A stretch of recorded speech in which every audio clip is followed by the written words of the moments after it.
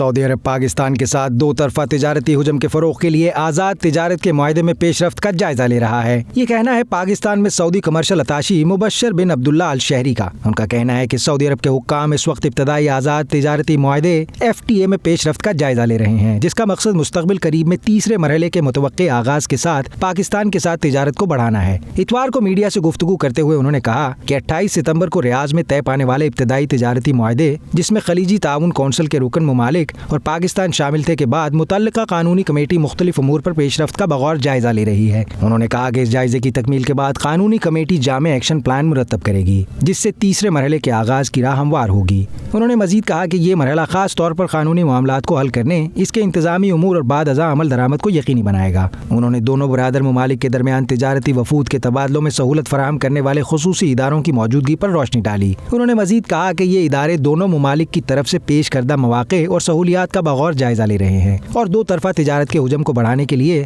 حکمت عملی مرتب کر رہے ہیں۔ سعودی کمرشل اتاشی نے کہا کہ سعودی عرب اور پاکستان کے درمیان تجارت کا حجم ستمبر 2020 سے 2023 تک بڑھ کر 61 بلین ریال تک پہنچ گیا ہے، جس سے دونوں برادر ممالک کے درمیان اعتماد اور تعاون کی اہمیت بھی بڑھ گئی ہے۔